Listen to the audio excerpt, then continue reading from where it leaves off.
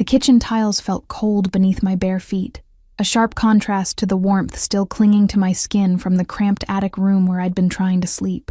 3 a.m, and here I was again, wrist deep in soapy water, scrubbing at the remnants of a dinner party I hadn't been invited to attend. The mansion was silent now. Earlier, it had pulsed with life.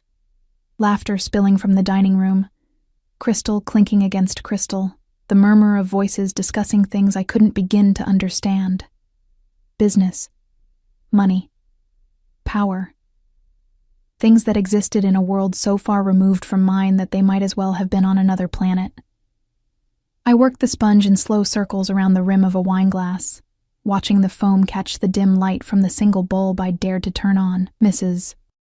Chen, the head housekeeper, had been explicit in her instructions. Night staff remains invisible. If you must work after hours, keep the lights low. The family values their peace. The family. As if I were somehow separate from the household. A shadow that cleaned and scrubbed and disappeared before dawn broke. My shoulders ached. They always did by this time of night, or morning, I supposed. The dinner service had required carrying countless platters up from the kitchen, each one heavier than the last. My arms had trembled by the end of it, but I'd kept my face neutral, my movements steady. Show weakness in a place like this, and you'd be replaced before you could pack your single suitcase. I needed this job. Desperately. The water had gone lukewarm, so I drained the sink and refilled it, adding another squirt of dish soap. The scent of artificial lemon filled my nostrils. Sharp, chemical, nothing like the real fruit. It reminded me of the tiny apartment I'd left behind 3 months ago, the one I could no longer afford after the factory closed. At least here I had a roof over my head, even if that roof was a converted storage space that still smelled faintly of mothballs. A glass slipped from my fingers. I lunged for it, managing to catch it before it shattered against the edge of the sink. My heart hammered against my ribs as I clutched the delicate stem, imagining the sound of breaking crystal echoing through the silent house. That would have been the end of everything. One mistake, one moment of clumsiness, and I'd be out on the street. Careful, I whispered to myself, setting the glass gently on the drying rack. My reflection stared back at me from the darkened window above the sink. Hollow-eyed, hair pulled back in a messy bun, skin pale from too many nights without proper sleep. I looked away quickly. There was nothing to be gained from dwelling on how far I'd fallen, how the girl who'd once dreamed of college and a career had become this. A ghost who washed dishes at 3 a.m. while the world slept. The stack of plates seemed endless. I'd already been at this for an hour, and there were still the serving platters, the salad bowls, the delicate teacups that required special attention. Mrs. Chen would inspect everything in the morning, running her finger along the edges, checking for water spots or soap residue. One imperfection, and I'd spend the next night rewashing the entire set. I reached for another plate when I heard it. A footstep. My hands froze in the water, soap suds dripping from my fingers. The sound had come from the hallway that led to the main wing of the house, where the family's private quarters were located. I held my breath, listening, praying I'd imagined it. Another footstep. Closer now. Panic seized me. I wasn't supposed to be here, or rather, I was supposed to be here. But I wasn't supposed to be seen. The rules were clear. Night staff worked in the shadows, finished before dawn, vanished before the family stirred. Being discovered like this, in my threadbare nightgown covered by an old cardigan, no makeup, hair a mess. It was a violation of the invisible contract that kept me employed. I considered running, but there was nowhere to go. The kitchen had only 2 exits. The hallway where the footsteps were coming from, and the service entrance that led to the staff quarters, which was across the room. I'd never make it without being seen, so I did the only thing I could. I kept washing dishes, trying to make myself as small and unobtrusive as possible, hoping whoever it was would take what they needed and leave without really looking at me. The footsteps stopped. I could feel eyes on me, a weight pressing against my shoulder blades. My hands moved mechanically through the water, lifting a plate, scrubbing it, rinsing it, setting it aside. Act normal, I told myself. Act like you belong here, like this is completely routine. Like your heart isn't trying to beat its way out of your chest. You're the new maid. The voice was male, low and smooth, with an edge of something I couldn't quite identify. Not quite curiosity, not quite annoyance. Something darker, more penetrating. I turned slowly, keeping my eyes lowered in what I hoped was an appropriately deferential manner. Yes, sir. I apologize if I disturbed you. I was just finishing. Look at me. It wasn't a request. I raised my eyes and immediately understood why Mrs. Chen had warned me, in her clipped, matter-of-fact way, to avoid the young master at all costs. He stood in the doorway, backlit by the dim hallway light, but I could make out enough to know that this was dangerous territory. Tall, with dark hair that looked like he'd been running his hands through it. He wore black pants and a white shirt, unbuttoned at the collar, sleeves rolled up to reveal forearms marked with... Were those scars? Or tattoos? In the low light, I couldn't tell, but it was his eyes that held me frozen. Dark, intense, calculating. The kind of eyes that saw everything, that peeled back layers you didn't even know you had. "What's your name?" he asked, moving further into the kitchen. Each step was deliberate, predatory, like he was circling prey. "Emma, sir." My voice came out barely above a whisper. "Emma Whitmore." He moved closer to the counter where I stood, and I caught his scent. Expensive cologne mixed with something else. Whiskey, maybe. And beneath that, something metallic that made my instincts scream danger. "Emma," he repeated, as if testing how my name felt in his mouth. "How long have you been working here?" 3 months, sir. "And you do this every night? Wash dishes at 3 a.m? I nodded, not trusting my voice. Up close, he was younger than I'd expected, perhaps early 30s, and devastatingly handsome in a way that felt almost cruel. Sharp jawline, full lips that looked like they rarely smiled, and those eyes that seemed to be cataloging every detail about me. "Why?" he asked. The question caught me off guard. "Sir? Why are you washing dishes at 3 a.m? The dinner service ended at midnight. These should have been done hours ago." I felt heat creep up my neck. There was a lot to clean, sir. The party was larger than expected. I'm still learning the routines, and I wanted to make sure everything was perfect before morning inspection. He was close enough now that I could see the details I'd missed before. A thin scar running along his jaw. A ring on his right hand, gold with a dark stone that caught the light. The way his shirt stretched across his shoulders, suggesting strength carefully contained. "You're lying." My breath caught. "I'm not." "You are." He leaned against the counter, crossing his arms. "I've lived in this house my entire life. I know exactly how long it takes to clean up after a dinner party. You're doing someone else's work." The words hung in the air between us, heavy with implication. I wanted to deny it, but something in his expression told me that would be pointless. He already knew. Mrs. Chen's daughter had the night shift. I heard myself say, the words tumbling out before I could stop them. She wasn't feeling well, so I offered to help. "Help," he repeated, his tone suggesting he knew that wasn't the whole truth. "And what did you get in exchange for this help?" Nothing. I'd gotten nothing except a grudging nod from Mrs. Chen, and the knowledge that I'd bought myself a little more security, a little more time before I could be dismissed for being unnecessary. But I couldn't say that. Couldn't admit that I was so desperate to keep this job that I'd work myself to exhaustion every night if it meant staying off the streets. It was the right thing to do, I said instead. Something flickered across his face. Surprise, maybe, or disbelief. He pushed off the counter and moved closer. Close enough that I had to tilt my head back to maintain eye contact. Close enough that I could feel the heat radiating from his body. "The right thing to do," he murmured, and there was something almost mocking in his tone. "You're either incredibly naive or incredibly stupid. I should have kept quiet, should have nodded and apologized and hoped he'd leave, but exhaustion had frayed my usual careful control, and I heard myself respond, 'Maybe I'm just trying to survive, sir.' The words came out sharper than I'd intended, laced with a bitterness I usually kept buried deep. His eyes widened fractionally, and I realized my mistake immediately. "You didn't talk back to the family. You certainly didn't snap at them, no matter how tired or frustrated you were." "I apologize," I said quickly, lowering my eyes. "That was inappropriate. I'm just very tired and I spoke without thinking. It won't happen again." Silence stretched between us, so thick I could almost taste it. I waited for the dismissal, the command to pack my things and leave immediately. My mind was already racing ahead, calculating how long the money in my savings would last, where I could go, what I would do. "Look at me." I obeyed, expecting anger.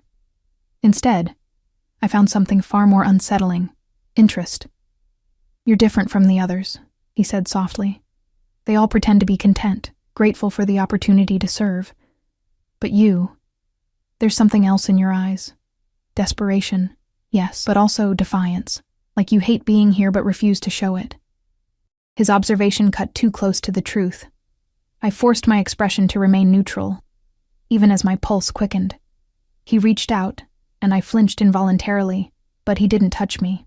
Instead, his hand hovered near my face, close enough that I could feel the warmth of his skin, before he pulled back. "Go to bed, Emma," he said finally. "These dishes can wait until morning." "But Mrs. Chen works for me," he interrupted, "as does everyone in this house. If there's a problem with the dishes not being finished, she can take it up with me." I didn't move, couldn't quite process what was happening. Was this kindness? Or some kind of test? "That's an order," he added, his voice taking on an edge that made it clear this wasn't a suggestion. I dried my hands on a towel, my movements stiff and uncertain. "Yes, sir. Thank you, sir." I started toward the service entrance, desperate to escape his presence, to get away from those penetrating eyes that seemed to see straight through every defense I'd carefully constructed. "Emma." I stopped, my hand on the doorframe, but didn't turn around. "What's your real story? Why does a woman like you end up scrubbing dishes at 3 in the morning in a house like this? A woman like you." The words echoed in my mind. What did he see when he looked at me? What had I revealed in those few minutes that made him think I was anything other than what I appeared to be? "I needed a job, sir," I said, my voice steady despite the trembling in my hands. "This one was available, that's all." Liar. The word was soft but definitive. I felt it like a physical touch, sliding down my spine. "Good night, sir," I managed, and fled before he could stop me again. I took the service stairs 2 at a time, my bare feet slapping against the cold wood. Only when I reached my attic room and closed the door behind me did I allow myself to breathe. I pressed my back against the door, sliding down until I sat on the floor, my heart still racing. What had just happened? I'd been seen. Truly seen. Maybe for the first time since I'd arrived at this mansion. And somehow, that felt more dangerous than remaining invisible ever had. Through the thin walls, I could hear the house settling around me, the old building creaking and sighing. Somewhere below, he was probably still standing in that kitchen, perhaps wondering about the strange maid who washed dishes at 3 in the morning. Or perhaps he'd already forgotten me, moved on to more important concerns. I should have felt relieved. Instead, I felt exposed, like I'd just survived an encounter with a predator who'd decided not to strike. Not yet. I didn't sleep. How could I, when every time I closed my eyes I saw his face? Those dark eyes that had stripped away my carefully maintained invisibility, leaving me feeling raw and exposed. I lay in my narrow bed, staring at the water-stained ceiling, replaying every word of our encounter until the sky beyond my small window began to lighten with the approach of dawn. By the time my alarm went off at 5:30, I'd already been awake for hours. The morning routine was always the same. Shower in the communal bathroom at the end of the hall, careful to use minimal hot water since the other night staff would need it too. Dress in my uniform, a plain gray dress that hung loose on my frame, thick stockings, sensible shoes that wouldn't make noise on the marble floors, pull my hair back into a tight bun that made my head ache by noon, but met Mrs. Chen's exacting standards. By 6 o'clock, I was in the kitchen, starting breakfast preparations for the family. Mrs. Chen was already there, her sharp eyes taking in every detail of the gleaming dishes I'd left on the drying rack the night before. She ran her finger along the rim of a wine glass, checking for spots, then gave me a curt nod. "Acceptable," she said, which from her was practically effusive praise. "The young master called down this morning, said there was no need to redo any dishes." my hand stilled in the process of tying my apron. He called about the dishes. Apparently he was up late and saw you working. Her eyes narrowed slightly. He seemed quite interested in your work ethic. The way she said interested made my stomach clench. I kept my expression carefully neutral. I was just doing my job, Mrs. Chen. See that you continue to do just that, she replied. And Emma? The young master is not like the others in this household. He's complicated, dangerous even. Best to keep your distance.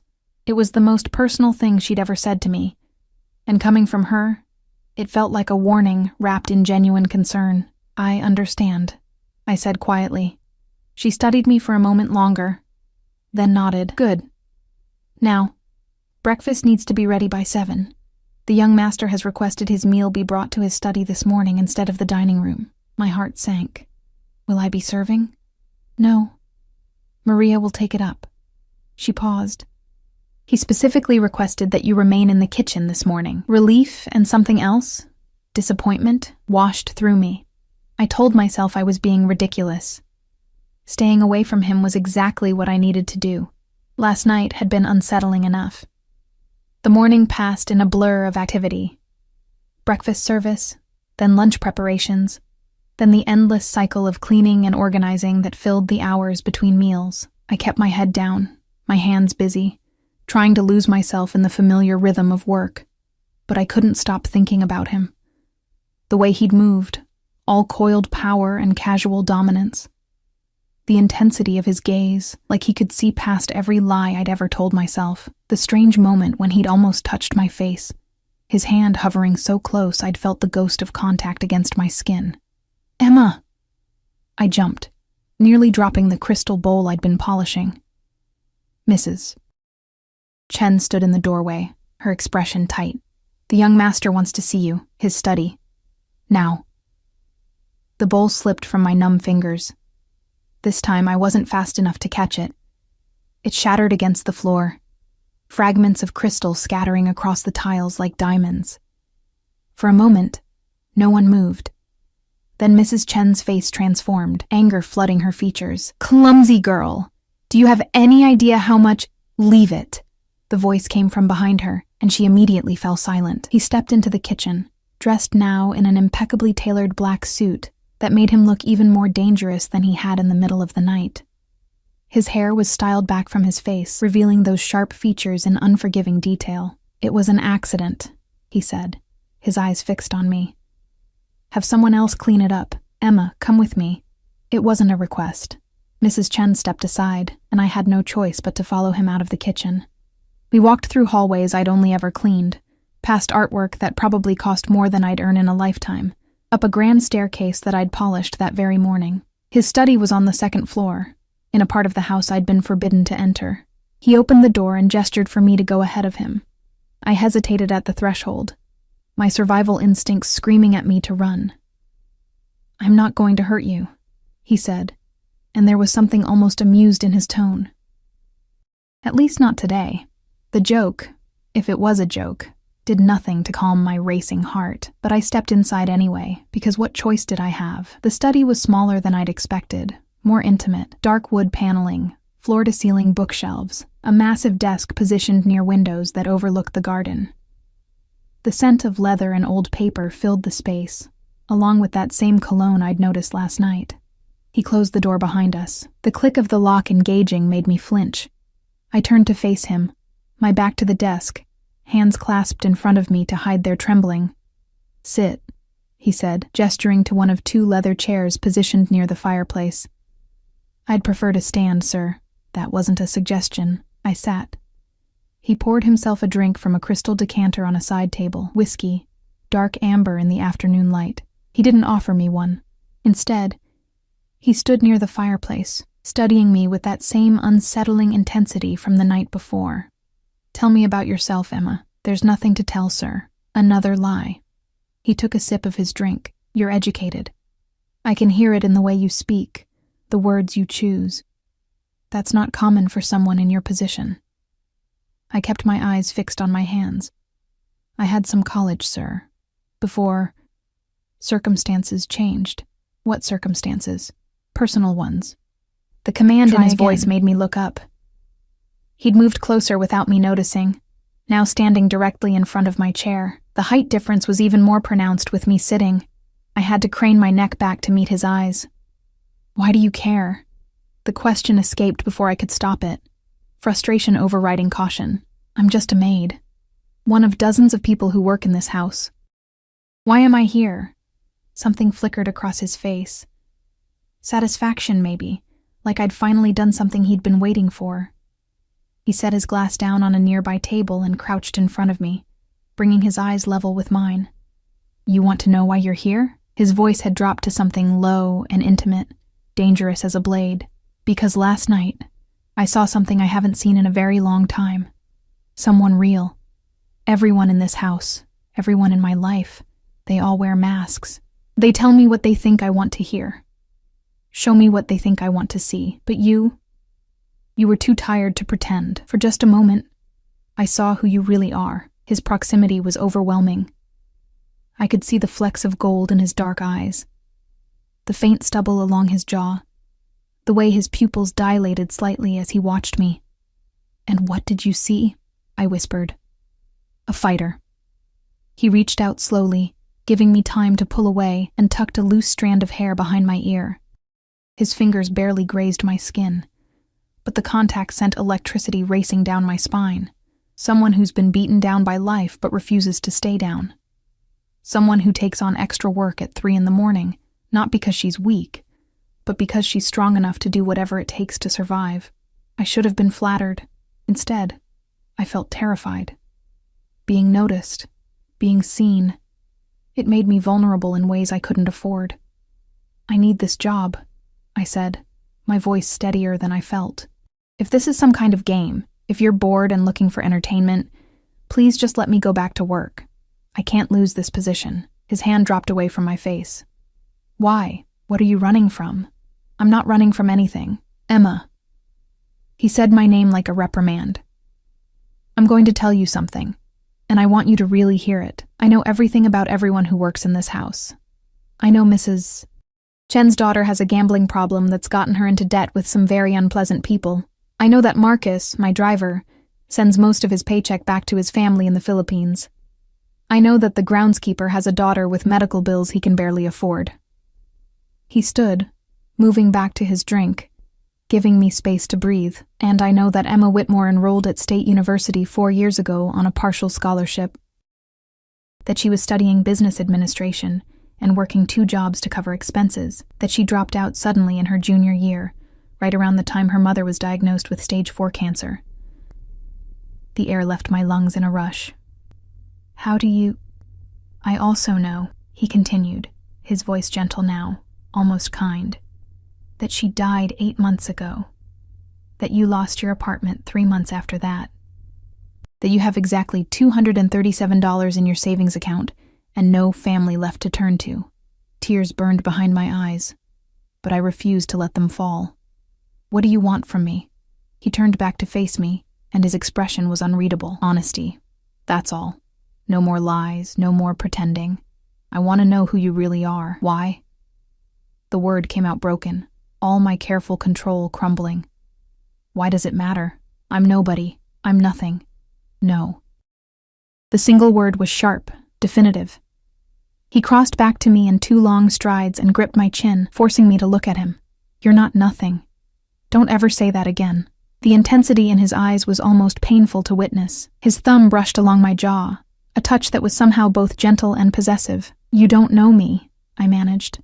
You don't know anything about me. Not really. Then tell me. His grip softened but didn't release. Tell me everything. And maybe it was exhaustion, or loneliness, or the simple fact that I hadn't really talked to anyone in months. Maybe it was the way he looked at me, like I mattered, like I was visible for the first time in forever. Whatever the reason, I found myself talking.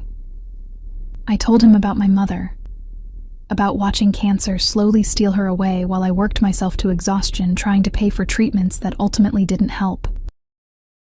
About dropping out of school because I couldn't afford tuition and medical bills simultaneously. About the apartment I'd loved, the life I'd been building. All of it slipping through my fingers like water.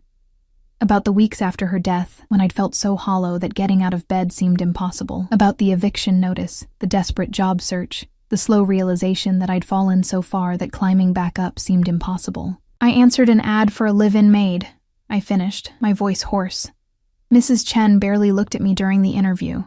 I think she just needed someone who wouldn't ask questions and would work for minimal pay. And I needed to not be homeless. My cheeks were wet. I hadn't even realized I was crying. He released my chin and pulled a handkerchief from his pocket, silk, monogrammed, and handed it to me. "Thank you for telling me," he said quietly. I dabbed at my eyes, mortified by my loss of control. "I'm sorry. You didn't need to hear all of that." "Yes, I did." He settled into the chair across from mine, his elbows on his knees, his attention entirely focused on me. "Emma, I'm going to make you an offer. You can accept it or refuse it. The choice is yours, but I need you to really think about it before you answer." Dread pooled in my stomach. "What kind of offer?" "I want to hire you, not as a maid, as a personal assistant."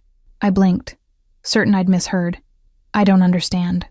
"My life is complicated," he said carefully. "I have business dealings that require discretion, appearances that must be maintained. I need someone I can trust, someone who isn't connected to the usual circles.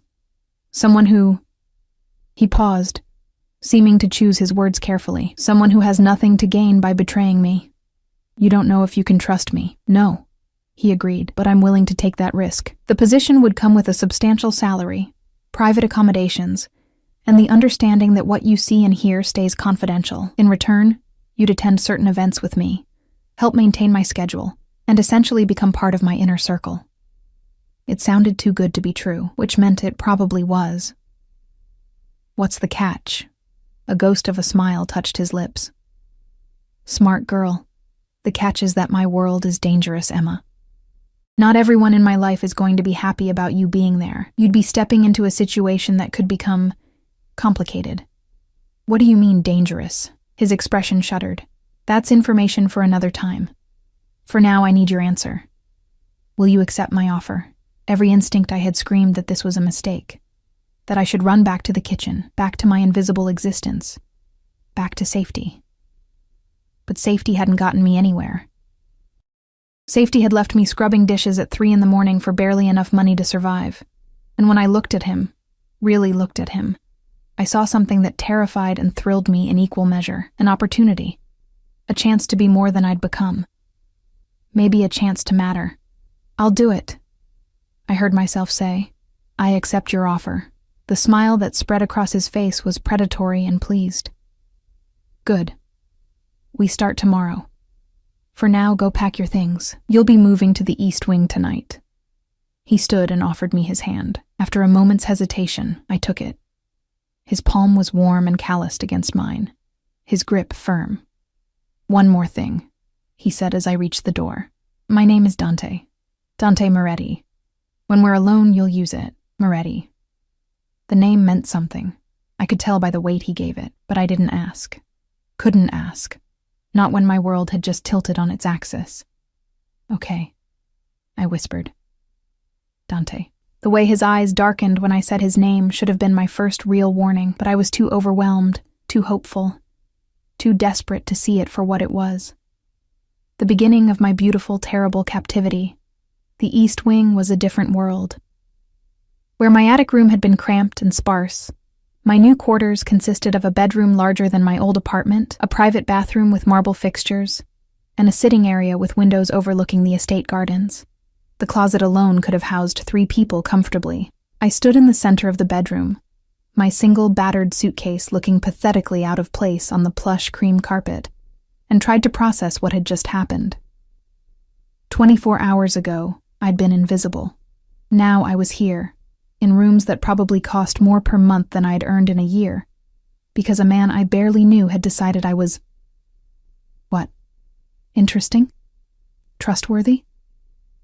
The rational part of my brain knew this was insane. The desperate part whispered that I'd be a fool to question good fortune. A knock at the door made me jump. "Come in," I called, expecting perhaps one of the other staff members. Instead, Dante entered, followed by 2 women carrying garment bags and boxes. He'd changed from his suit into dark slacks and a charcoal sweater that somehow made him look even more devastating than before. "We need to get you properly outfitted," he said without preamble.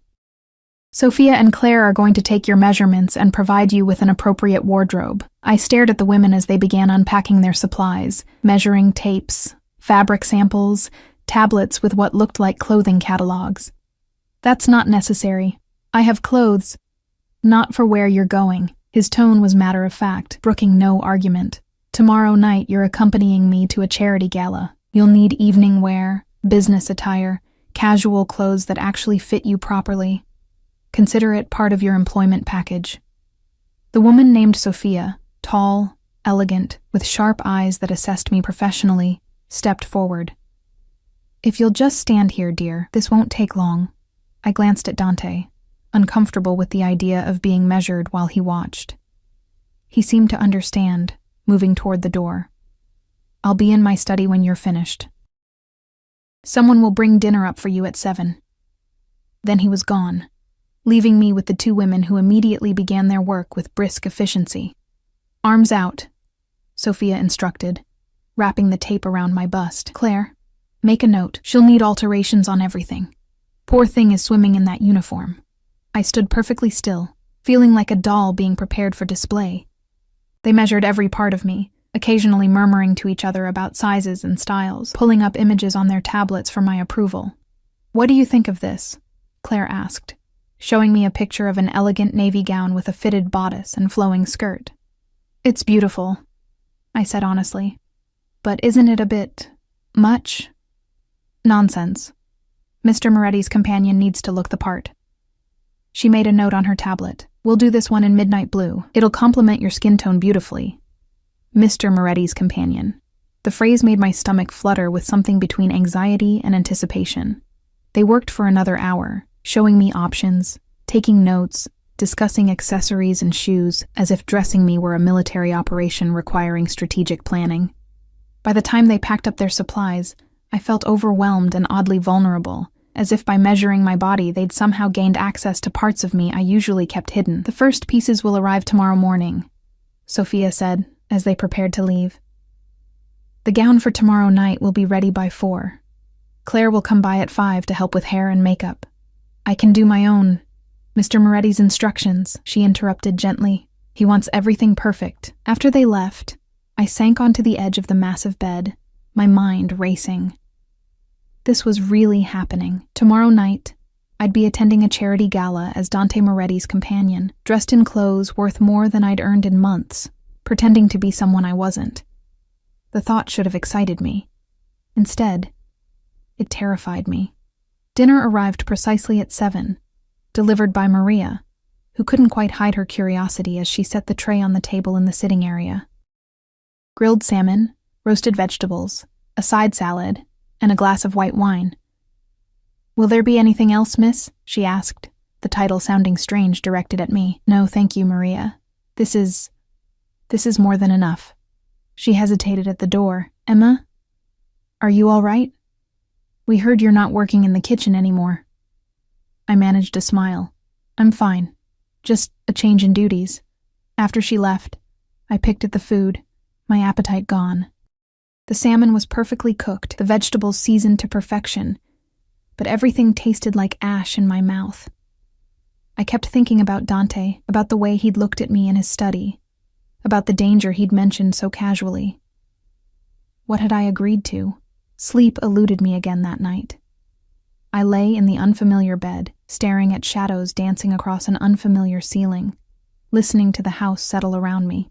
Somewhere in this massive building, Dante was probably awake too. What was he thinking? Did he regret his impulsive offer? Or was this all part of some plan I couldn't see? Morning came too quickly. I rose early from habit, showered in the luxurious bathroom, and dressed in my old uniform since nothing else had arrived yet. I was attempting to style my hair when someone knocked. "It's open," I called. A young man in a black suit entered, carrying multiple garment bags. "Miss Whitmore?" First delivery from Sophia. She said to tell you there's more coming this afternoon. He hung the bags in the closet and left before I could properly thank him. I unzipped the first bag and found casual clothes. Soft sweaters, well-fitted jeans, simple blouses in muted colors. Everything looked expensive and elegant in its simplicity. The second bag contained business attire. Tailored pants, silk blouses, a fitted blazer. I ran my fingers over the fabric, marveling at the quality. A note fell out, written in elegant script. For today, wear the cream blouse and gray pants, understated but professional. S. I dressed as instructed, barely recognizing myself in the mirror.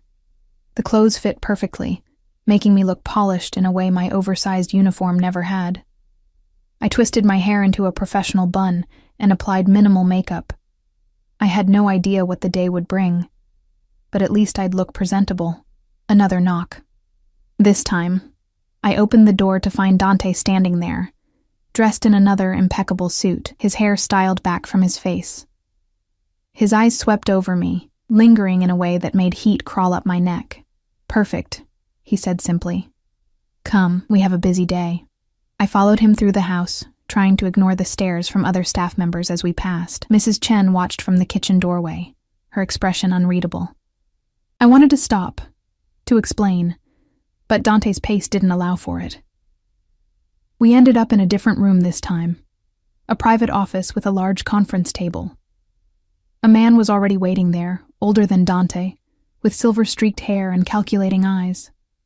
When we entered, he stood, his attention immediately fixing on me with uncomfortable intensity. "So this is her," he said, his voice carrying a hint of an accent I couldn't place. "Emma, this is Vincent. He handles security for my business interests." Dante gestured for me to sit at the table. "Vincent, this is Emma Whitmore. She'll be accompanying me to events from now on." Vincent circled the table slowly, studying me like I was a puzzle to be solved. "You've done a background check?" "Of course." "And you're certain she's not connected to any of the families? She's clean?" Dante's voice held an edge. "I wouldn't have brought her here otherwise." I sat quietly, feeling like a specimen under examination. Vincent finally took a seat across from me, his expression neutral, but his eyes sharp. "Miss Whitmore, I need to be very clear with you about something." He folded his hands on the table. "Your association with Dante puts you in a delicate position. There are people who would use you to get to him, people who would hurt you to send him a message. Do you understand what I'm saying?" My throat went dry. Yes, I think so." "I don't think you do." He leaned forward. "Dante is not just a wealthy businessman. His family has complicated connections, old-world connections, the kind that don't appear in any official records but control more of this city than you can imagine." The implication settled over me like ice water. Mafia. He was talking about the Mafia. I looked at Dante, searching his face for denial, for some indication that this was an exaggeration. Instead, I found only a calm acceptance, as if Vincent had merely stated the obvious. I couldn't finish the sentence. "I'm the head of the Moretti family," Dante said quietly, "which means I control territories, businesses, and interests that require unconventional management. It also means I have enemies, many of them." The room spun slightly. I gripped the edge of the table, trying to steady myself. This was insane. I'd known he was dangerous, had felt it in my bones from that first encounter, but this, I need to leave. I stood abruptly, the chair scraping against the floor. "This is a mistake. I can't—" "Sit down, Emma." Dante's voice was soft but carried absolute authority. "No." I backed toward the door. "You lied to me. You said this was a job as a personal assistant. You didn't mention that your business dealings were illegal?" Vincent supplied helpfully. "Dangerous, potentially deadly?" "Vincent." The warning in Dante's voice was unmistakable. "She deserves to know what she's getting into," Vincent countered. "Better she runs now than becomes a liability later." Dante stood, moving around the table toward me. I pressed my back against the door, my heart hammering. He stopped just short of touching me, close enough that I had to look up to see his face. "You're right," he said. I should have told you everything from the beginning, but would you have accepted the position if I had? No, I whispered. Of course not. Exactly. His hand came up to rest against the door beside my head, not quite caging me in, but making it clear I wasn't leaving until he said so. Emma, I'm giving you a choice right now. You can walk away. I'll make sure you're taken care of. First month's rent and deposit on an apartment, a lump sum to get you back on your feet, a reference for legitimate work. You'll be safe, comfortable, and completely free of me. It sounded too good to be true. And if I stay? If you stay, you're mine. The possessiveness in his voice made my breath catch. Under my protection, which means also under my control. You go where I say, when I say. You do as you're told, without question. In return, you'll want for nothing. You'll be safe from everything except me. That's not a choice, I said, hating how my voice shook. That's an ultimatum. No, Bella. An ultimatum would be telling you that you have no option but to stay. I'm offering you a way out. The question is whether you'll take it. I stared up at him, trying to read the expression in those dark eyes. There was desire there, yes, but also something else. Something almost vulnerable, like my answer actually mattered to him. Why me? I asked desperately. You could have anyone.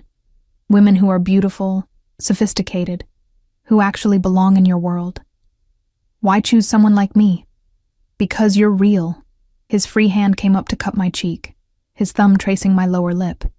Because when I look at you, I don't see someone trying to impress me or use me or gain something from me. I see someone who's survived hell and come out the other side still fighting. That's rare, Emma. That's precious. I'm not what you think I am, I whispered. I'm not strong. I'm terrified, and I have no idea what I'm doing. Good. His smile was dark, almost predatory. Fear will keep you sharp, keep you careful, keep you alive. The last word hung between us, heavy with implication. What happens if I stay and then want to leave later? I asked. Something flickered across his face. Pain, maybe, or anger. Then we'll have a very different conversation. But Emma, understand this. Once you're in, once you see what I am and what I do, leaving becomes complicated. Not impossible, he added quickly, seeing my expression. But complicated. Vincent cleared his throat from across the room. Dante, you're scaring the girl. She should be scared, Dante replied without looking away from me. This isn't a fairy tale. I'm not a prince. I'm something much darker. But you're offering me a way out, I said slowly, piecing it together. Right now, before I see anything, before I know anything, you're giving me a clean exit, yes. I thought about my alternatives. The apartment he'd provide would be temporary. Eventually the money would run out, and I'd be back where I started, struggling, invisible, barely surviving. Or I could stay here, in this beautiful prison, with a man who terrified and fascinated me in equal measure, a man who saw me. I'll stay, I heard myself say. But I have conditions. Dante's eyebrows rose. You're negotiating with me? You said I had a choice. That means I get to set terms too. Vincent actually laughed. I like her. What are your conditions? Dante asked, his tone suggesting he was more amused than annoyed. I want honesty. If you're going to put me in danger, I need to know what I'm facing. No more surprises. I swallowed hard, forcing myself to continue. And I want your word that if I do decide to leave someday, you'll let me go. No threats, no retaliation, nothing. You're asking me to give up control before I've even established it, he mused. Bold. Those are my terms. He studied me for a long moment, his expression unreadable. Then, slowly, he extended his hand. Deal. You have my word, Emma Whitmore. Honesty and freedom to leave if you choose it. But in return, while you're here, you're mine completely. Is that understood? I placed my hand in his, feeling the calluses on his palm, the strength in his grip. Understood. He pulled me closer, his lips near my ear. Welcome to my world, Bella. Try not to get yourself killed. It should have been a warning. Instead, it felt like a promise. The gala was everything I'd imagined and nothing I was prepared for. Claire had transformed me that evening. working magic with makeup brushes and hot irons until the woman staring back from the mirror looked like someone from a magazine. The midnight blue gown hugged my curves in ways I hadn't known were possible, the fabric shimmering subtly with each movement. My hair fell in soft waves down my back, and the diamond earrings Dante had sent up, on loan, the note had said, caught the light like captured stars. I barely recognized myself. Now I stood in the mansion's foyer, waiting for Dante, my hands trembling slightly despite my best efforts to appear calm. Vincent leaned against the wall nearby, watching me with those calculating eyes. "Nervous?" he asked. "Terrified," I admitted. "Good. Use that. Fear makes you observant." He straightened as footsteps echoed from the staircase. "Remember what I told you. Stay close to Dante. Don't engage with anyone unless he gives you permission. And if anyone asks about your background, keep it vague." I nodded, my throat too tight for words. Then Dante appeared at the top of the stairs, and every thought fled my mind. He wore a tuxedo that looked custom-made, the black fabric emphasizing his broad shoulders and lean frame. His hair was swept back, revealing the sharp planes of his face. And when his eyes found me, they darkened with an intensity that made heat pool low in my belly. He descended the stairs slowly, never breaking eye contact, like a predator stalking prey. When he reached me, he circled once, taking in every detail of my appearance. "Perfetta," he murmured, his accent thickening slightly. "You'll be the most beautiful woman there." "I doubt that," I managed. "I don't." He offered his arm. "Ready?" "No, absolutely not." "Yes." The drive to the venue was surreal. Dante's car was a sleek black Mercedes with windows tinted so dark I could barely see out. A different man drove, not Marcus, but someone younger with military-precise movements. Another car followed behind us, Vincent visible in the passenger seat. "Security," Dante explained, noticing my glance. "Standard procedure." "Is it always like this?" I asked. "The guards, the multiple cars?" "Always." His hand found mine on the leather seat between us, his fingers threading through mine with casual possession. My father was killed in a car on a public street. Blown apart by a bomb planted by a rival family. I was 15. The casual way he delivered such horrific information made my chest constrict. "I'm sorry." "Don't be. He was a brutal man who made many enemies. His death was inevitable."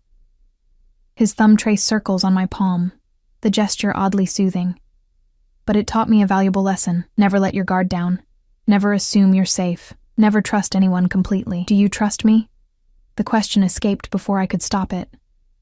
He turned to look at me fully, his dark eyes searching my face. "I'm beginning to." The hotel hosting the gala was the kind of place I'd only seen in movies. Marble columns, crystal chandeliers, uniformed staff greeting guests at every turn. Our car pulled up to the entrance, and immediately 2 men in dark suits appeared, scanning the area before opening Dante's door.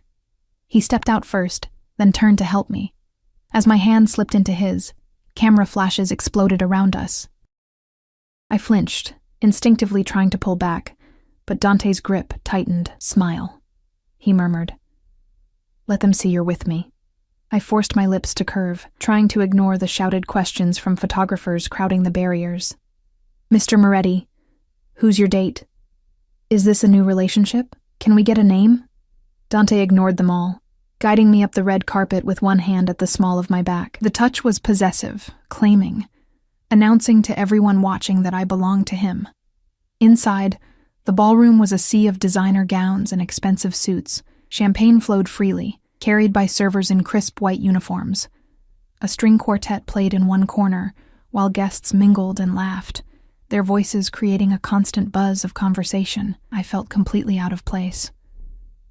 "Breathe," Dante said softly, leaning close enough that his lips brushed my ear. "You're doing fine.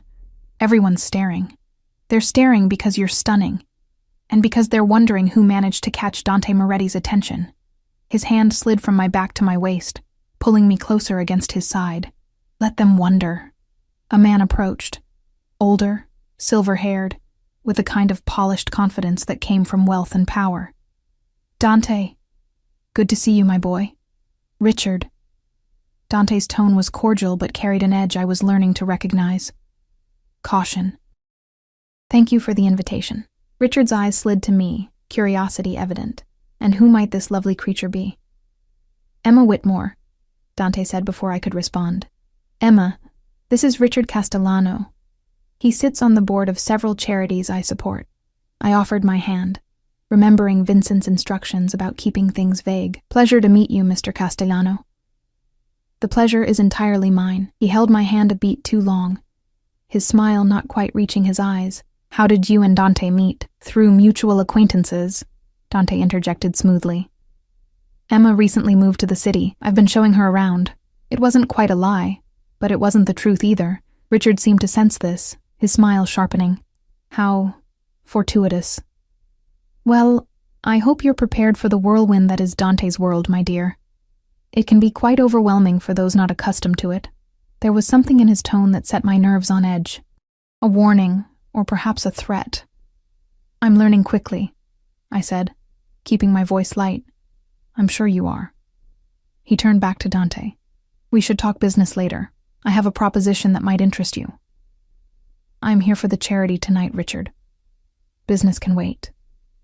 Of course. Of course. But his eyes held a coldness that belied his jovial tone. Enjoy your evening. As he walked away, I felt Dante's hand tighten on my waist. That man is dangerous, he said quietly. Stay away from him. He seemed friendly enough. That's what makes him dangerous. Dante guided me toward the bar. Richard Castellano runs one of the oldest families in the city. He's been trying to merge operations with mine for years, but I've refused. It makes him volatile. Before I could respond, a woman's voice cut through the noise. Dante, darling. I turned to see a stunning brunette gliding toward us, her red dress clinging to curves that made mine look non-existent. She was the kind of beautiful that seemed almost unreal. Perfect features, flawless skin, the confidence of someone who'd never been told no. And the look she gave me was pure venom. Isabella, Dante said, his tone carefully neutral. I didn't expect to see you here. I wouldn't miss it. She air-kissed both his cheeks, completely ignoring me. It's been too long. You haven't returned my calls. I've been busy. Clearly. Her eyes finally slid to me, taking in every detail with obvious disdain. And who is this? Emma Whitmore. Emma. This is Isabella Rossi. The name meant something. I could tell by the slight tension in Dante's shoulders. Isabella extended one perfectly manicured hand, her smile sharp as glass. How quaint. Tell me, Emma, how long have you known Dante? Not long, I said, taking her hand briefly. I see. She turned back to Dante, moving closer to him in a way that deliberately excluded me. We need to talk, darling. Privately. There are matters we left unresolved. There's nothing to discuss, Isabella. No? Her laugh was brittle. Your father and mine had an agreement, Dante. One you seem determined to ignore, but agreements have consequences, as you well know. The temperature between them dropped several degrees. Dante's expression hardened into something cold and dangerous. My father's agreements died with him. Tell your father that if he has something to say to me, he can say it himself, not through you. Isabella's smile faltered, genuine anger flashing across her face. You think you can just walk away, that bringing some nobody to a public event changes anything? She looked at me with such contempt, I felt it like a physical blow. She's a distraction, nothing more. Everyone here knows it. Careful, Isabella. Dante's voice was soft, deadly. You're embarrassing yourself, am I? Or am I the only one brave enough to say what everyone's thinking? She leaned in, her voice dropping but still audible to me. How long do you think she'll last once she sees what you really are? Once she understands the blood on your hands? My pulse quickened, but I forced myself to remain still, to not react.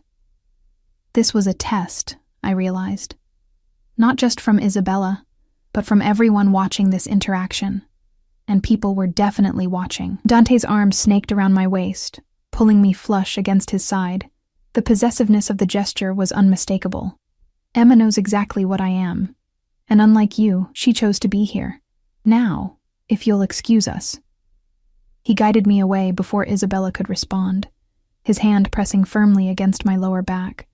I could feel the tension radiating through him, the barely controlled anger. "I'm sorry," he said once we were out of earshot. "That was inappropriate." "Who is she?" I asked, though I already had a suspicion. Someone from my past. Her father and mine arranged a marriage between us when we were children.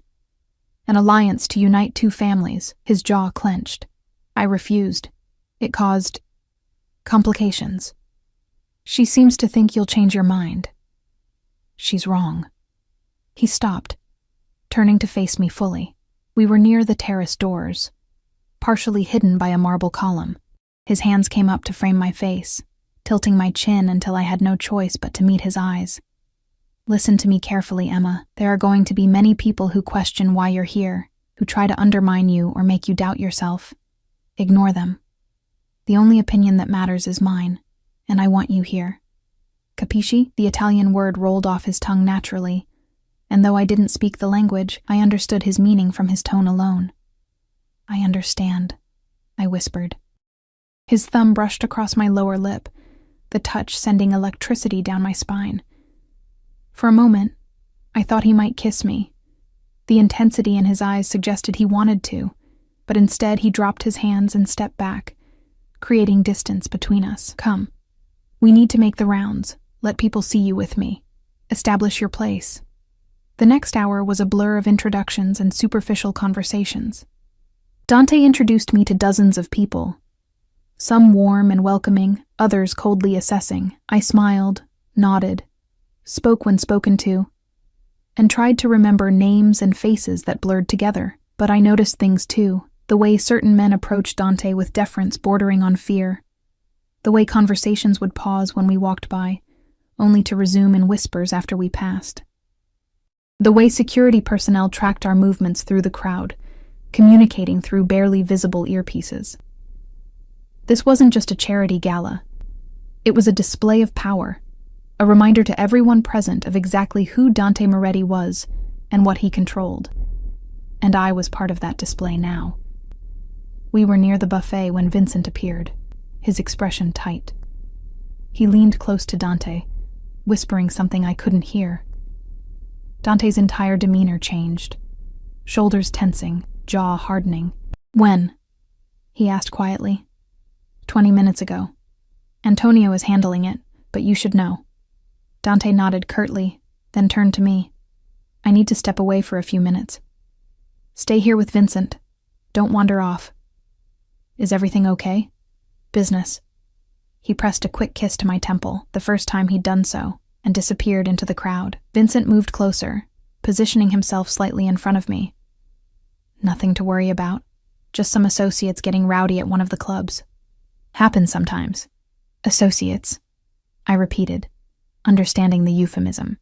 "People who work for the family. Usually it's nothing, but Dante likes to be informed immediately when there's trouble." He scanned the crowd constantly as he spoke. "You did well tonight, by the way. Handled Isabella better than most would have. She hates me. She hates anyone who has what she wants. Don't take it personally." He paused.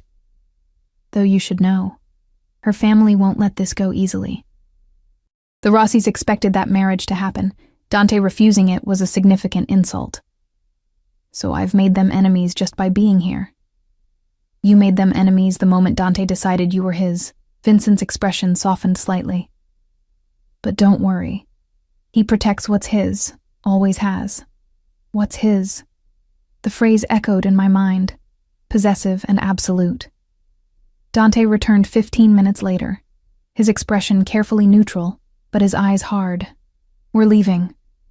"But the event isn't now, Emma." The command in his voice silenced any protest. The drive back was tense.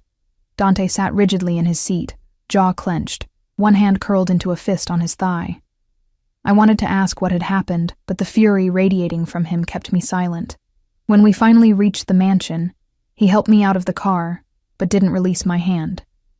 Instead, he pulled me through the house, past startled staff members, up the stairs to the east wing, to my room. He opened the door and ushered me inside, following and closing it behind him. For a moment, we just stood there, the tension thick enough to choke on. "Dante, do you know what happened tonight?" His voice was low, controlled, but I could hear the rage underneath. While we were at that gala, smiling and playing nice, someone thought they could send me a message. They attacked one of my businesses, burned it to the ground. My hand flew to my mouth. "Was anyone hurt?" "3 of my men are in the hospital. One might not make it." He turned away, running both hands through his hair, destroying the careful styling. "This is what my world is, Emma. Violence and blood and constant warfare. People died tonight because I took an evening off to attend a charity function. That's not your fault, isn't it?" He spun back to face me, and the anguish in his eyes stole my breath. I knew there was tension with the Castellanos. I knew Richard was making moves, but I ignored it because I wanted. He stopped, shaking his head. "It doesn't matter what I wanted." I moved closer, drawn by the pain in his voice. "What did you want?" "One normal evening. One night where I could pretend to be just a man taking a beautiful woman to a party, where I didn't have to think about territory disputes and family politics, and who might try to kill me next." His laugh was bitter. "Stupid. It's not stupid to want normal. It is for someone like me." He looked at me then, really looked at me, and I saw something vulnerable beneath the anger. "This is why you should leave, Emma, while you still can, before you get caught in the crossfire." "Is that what you want? For me to leave?" The question hung between us, his hands clenched and unclenched at his sides, like he was physically restraining himself from reaching for me. "No," he finally said. The word almost a growl. "No, I don't want you to leave. I want you to stay. I want to keep you close, keep you safe, keep you—" He cut himself off, closing his eyes. "Cristo, what am I doing?" I closed the remaining distance between us, placing my hand on his chest. His heart hammered beneath my palm. "I'm not leaving." His eyes snapped open. "You don't know what you're saying." "Yes, I do. I made a choice, Dante. I'm staying." "Even knowing the danger? Even seeing what tonight was like? Even then?" Something broke in his expression. His hands came up to cup my face, holding me like I was something precious and breakable. "You're either very brave or very foolish. Maybe both," I whispered. He leaned down slowly, giving me time to pull away, but I didn't. When his lips finally met mine, it was like touching a live wire. Electric, consuming, impossible to resist. The kiss started gentle, almost tentative, but quickly deepened into something desperate and possessive. His hands tangled in my hair, careful of Claire's work, but firm enough to angle my head exactly how he wanted it. I gasped against his mouth, and he took advantage, his tongue sliding against mine in a way that made my knees weak. When we finally broke apart, both breathing hard, he pressed his forehead to mine. "You're mine now," he said. Not a question, but a statement of fact. Mine to protect. Mine to keep. Mine. "Yes," I breathed, too far gone to question the dangerous territory we'd just entered. Outside the window, the city lights glittered like fallen stars. Somewhere out there, his enemies were plotting. His empire was under threat. Violence waited in the shadows. But in this moment, in this room, there was only us, and that felt like enough. The next 3 weeks passed in a blur of contrasts. Luxury and danger, tenderness and violence, moments of normalcy shattered by reminders of exactly who Dante Moretti was. I learned quickly that being his meant existing in a constant state of beautiful tension. Mornings began with breakfast in his private dining room, just the two of us, where he'd read reports while I pretended not to notice the gun holstered at his side. He'd ask about my day's plans, offer suggestions for how to spend my time, all while his phone buzzed constantly with messages he'd ignore until I left the room. The clothes kept coming.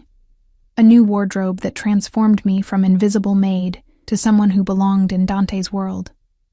I attended more events, always at his side, learning to navigate conversations laden with double meanings and veiled threats. I smiled at people who smiled back while plotting ways to hurt us. I wore diamonds that cost more than most people earned in a year and pretended not to see the blood that paid for them. But there were other moments too. quiet evenings when Dante would find me in the library, pull me into his lap, and simply hold me while the weight of his world pressed down on his shoulders. Stolen kisses in hallways when no one was watching. The way his eyes would soften when he looked at me, like I was something good in a life filled with darkness. I was falling for him, hopelessly, dangerously falling for a man who lived by rules I barely understood. And then, everything changed. It was a Tuesday afternoon when Vincent found me in the garden. I'd been reading, enjoying the late autumn sunshine, trying to pretend this was my life now, that I belonged here, that this could last. Emma. His tone made me look up immediately. We have a problem. My stomach dropped. What kind of problem? The kind that involves your past. He sat on the bench beside me, his expression grave. We received intelligence this morning. Someone's been digging into your background, going deeper than our initial checks went. I don't understand. You said I was clean. You are. But that doesn't mean there aren't connections we didn't know about. He pulled out his phone, showing me a photograph. Do you know this man? I stared at the image. A man in his 40s, handsome in a rough way, with cold eyes and a cruel smile. Something about him tugged at my memory, but I couldn't place it. I don't think so, I said slowly. Should I? His name is Marcus Chen. He runs the triad operations in Chinatown. Vincent swiped to another photo, this one older, a younger Marcus Chen standing beside a woman I recognized immediately. Mrs. Chen, the head housekeeper. That's his sister, Vincent confirmed. Which means the daughter you covered for that night, the one whose shift you took when Dante first saw you, is his niece. The pieces clicked together with sickening clarity. Oh God. It gets worse. Marcus Chen has been working with the Castellano family, the same family that burned down Dante's club 3 weeks ago. He put the phone away, his expression grim. Emma, they didn't just randomly hire you. This was planned. They put you in this house deliberately, knowing Dante would eventually notice you. The garden spun around me. No, that's not. I applied for the job myself. I saw an ad placed by Marcus Chen's people. They've been trying to get someone inside Dante's inner circle for months. You were perfect. Desperate. Alone. No criminal connections. Someone Dante would view as safe. But I didn't do anything, I protested weakly. I haven't told anyone anything. They don't need you to tell them anything. Your presence is enough. Vincent's voice softened slightly. Emma, you're a weakness now. Something they can exploit. The fact that Dante cares about you makes you a target. Where is he? I stood, my legs unsteady. Does he know? He's in a meeting with the heads of the other families, trying to negotiate a ceasefire before this turns into full-scale war. Vincent stood too, placing a hand on my shoulder. But yes, he knows. He's known since this morning. And he didn't tell me?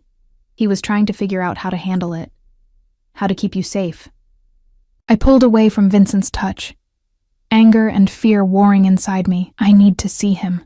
That's not a good idea right now. I don't care. I was already moving toward the house. Either you take me to him or I find him myself. Vincent sighed but followed. Your funeral. The meeting was taking place in a part of the mansion I'd never seen, a conference room in the basement, accessible only by elevator that required a keycard. Vincent used his, and we descended into what looked like a bunker. Wait here, he instructed when the doors opened. I'll tell him you're... But I was already pushing past him, following the sound of raised voices to a heavy wooden door. I shoved it open without knocking. The room fell silent. 6 men sat around a large table, including Dante at the head, and Richard Castellano to his right. All of them turned to stare at me with varying expressions of shock and irritation. Dante's expression went from surprise to fury in seconds. Emma, get out. No. I stepped fully into the room, letting the door close behind me. We need to talk. This is not the time. When is the time, Dante? When were you planning to tell me that I've been a pawn in someone else's game? That my entire presence here has been orchestrated? My voice rose despite my attempts to control it. I deserve to know what's happening. Richard Castellano laughed, the sound cruel. Well, the little bird has claws after all. Tell me, my dear, did you know you were being used? Or were you truly that naive? Shut your mouth, Richard. Dante's voice was lethal. Why? She's already ruined your credibility by barging in here. Might as well let her hear the truth. Richard leaned back in his chair, his smile vicious. Your precious Emma was planted in your house by Marcus Chen. Every moment you've spent with her, every secret she's overheard, every weakness she's seen, all of it has been reported back to your enemies. That's not true, I said, but my voice shook. I haven't told anyone anything. Because they haven't activated you yet, another man interjected, older, with scars running down one side of his face. But they will. And when they do, you'll have no choice but to obey. That's how these operations work. Dante stood abruptly, the chair scraping against the floor. Enough. Emma, with me, now. He didn't wait for my response, just grabbed my arm and pulled me from the room. I stumbled after him, barely keeping pace as he dragged me down the hallway to another room. Smaller, private, with no windows. He released me once we were inside, then turned on me with barely controlled rage. What the hell were you thinking barging into a meeting like that? What was I thinking? What were you thinking keeping this from me? I pushed against his chest, anger overwhelming my fear. You promised me honesty, Dante. You gave me your word. I was trying to protect you by lying? By letting me walk around believing everything was fine when apparently I'm some kind of sleeper agent? Hysteria edged into my voice. Do you actually think I'm working with them? That this has all been an act? His hands gripped my shoulders, firm, but not painful. No. Christo, no. I don't think that. But it doesn't matter what I think, Emma. What matters is what the other families believe. And right now, they believe you're a threat. Then send me away. The words tore from my throat. Give me that apartment you promised, that fresh start, and let me disappear. Problem solved. It's not that simple anymore. His grip tightened. Don't you understand? They know about you now. Know that I care about you. If I just let you go, they'll use you against me anyway. You'll be hunted, tortured for information you don't have, killed to send me a message. The reality of what he was saying crashed over me. So what are you saying? That I'm trapped here? I'm saying you're safer with me than anywhere else. He pulled me closer, his forehead pressing against mine. I can protect you here. I can keep you alive. But out there alone, you wouldn't last a week. This is insane, I whispered. This whole situation is insane. Welcome to my world, Bella. His breath was warm against my face. This is what I tried to warn you about. This is why I gave you the chance to leave when you still could. And now? Now you're mine, and I protect what's mine, no matter what it takes. There was something almost savage in his voice, a possessiveness that should have terrified me. Instead, it made me feel safer than I had in weeks. What do we do? I asked. We find out exactly what Marcus Chen is planning. We figure out who else is involved, and we eliminate the threat. He cupped my face, his thumbs brushing away tears I hadn't realized were falling. But I need you to trust me, Emma. Can you do that? I thought about everything that had happened since that night in the kitchen. The way he'd seen me when I was invisible, the way he'd given me a choice even when he didn't have to, the way he kissed me like I was precious, held me like I mattered, looked at me like I was the only real thing in his dangerous world. Yes, I said, I trust you. His kiss was bruising, desperate, like he was trying to brand me as his through sheer force of will. When he pulled back, his eyes were dark with promise and threat. Then let me handle this. And Emma? Stay away from Mrs. Chen and her daughter. As of now, they're enemies. The next 72 hours were the longest of my life. I was confined to the East Wing, with guards posted outside my doors at all times. Vincent brought me meals and updates, each one more concerning than the last. Marcus Chen had gone into hiding. The Castellano family was mobilizing their forces. Other families were choosing sides, picking alliances, preparing for war. And at the center of it all was me, the girl who just wanted a job and a place to sleep. Dante came to me late on the third night. I was sitting by the window, staring out at the grounds, when I heard the door open and close. He looked exhausted, his shirt wrinkled, dark circles under his eyes. It's done, he said simply. I turned to face him.